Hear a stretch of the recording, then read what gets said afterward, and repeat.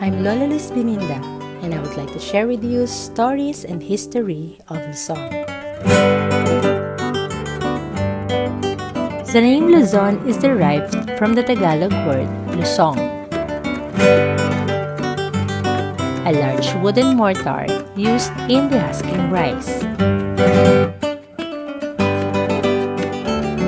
Luzon is the largest and most populous island in the Philippines, which has 8 regions, namely Region 1, Ilocos Region, Region 2, Cagayan Valley, Region 3, Central Luzon, Region 4A, Calabarzon, Mimaropa Region, Region 5, Bicol Region, Cordillera Administrative Region or CAR, and the National Capital Region or NCR, where Manila, the nation's capital city, is located.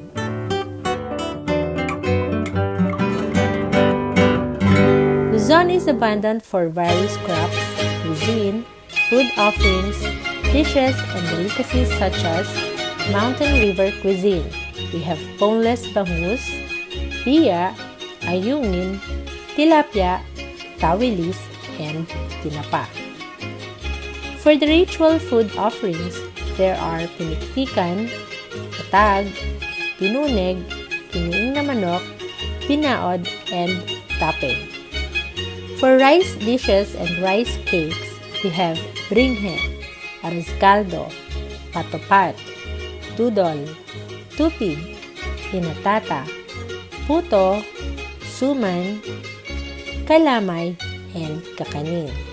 We also have pansit malabon, pansit buko, pansit habhab, batil patong, and pansit kabagan for pansit dishes. For cocoa spice delicacies, we have laing, pinangat, binataang labong, lubi-lubi, and kinunot na pagi.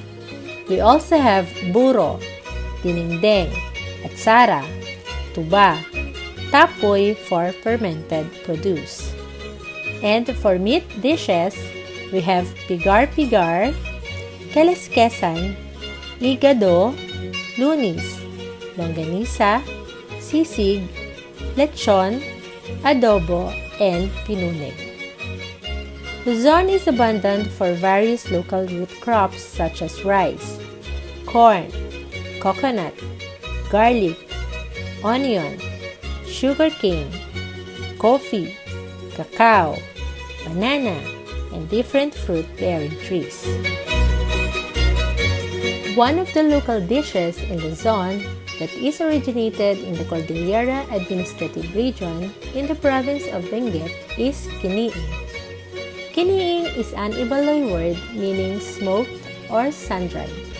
Its indigenous ingredient is native chicken, and its health benefits are rich in protein, low fat, and it is good for the heart.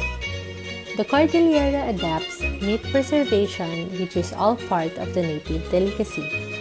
Whether it is kiniing, atag, or kinaday, they all come in pork, which is a necessity during gatherings. It is said that the kiniing is primarily added when cooking the traditional pinikpikan, native delicacy of the region, which is the secret to the flavorful soup. Such a process of preservation has been practiced by several villages in the Cordillera as a means of preserving the meat from butchered animals, making them last for many months, ready for the rainy season. Luzon is truly historical and has indeed a lot to offer. Join us as we travel to the largest island of the Philippine archipelago, Luzon.